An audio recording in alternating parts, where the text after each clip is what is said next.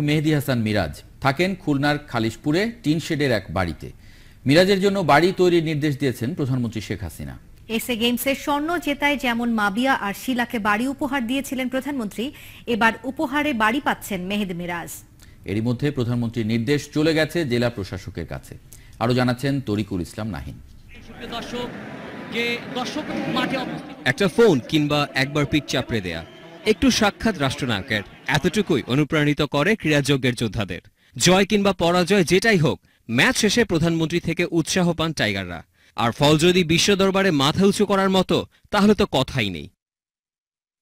যেমনটা পাচ্ছেন মেহেদী মিরাজ, সাবেক আন্ডার-19 কাপ্তান, বিশ্বকাপেও সিরিজ সেরা, ঢাকা টেস্টে 12 উইকেট নিয়ে 3 দিনে কুপঘাত করেছে ক্রিকেটের সিংহদের।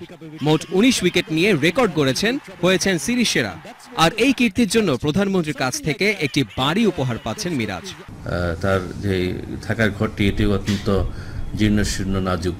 এ বিষয়ে উচ্চ পর্যায়ের নির্দেশনা পেলে আমরা প্রয়োজনীয় ব্যবস্থা গ্রহণ করব। প্রধানমন্ত্রীর উপহার পেয়ে বেশ খুশি মিরাজের বাবা মা। মাননীয় প্রধানমন্ত্রী, তারে অভিনন্দন, তারে ধন্যবাদ জানাচ্ছি যে এত বড় একটা আমাদের একটা অর্জন বাংলাদেশের আমার ছেলের জন্য, এই যে একটা চাওয়ার পাওনা, আমি তারে কি বলে যে তারে ধন্যবাদ দিব, আমার এটা আর জানা নেই।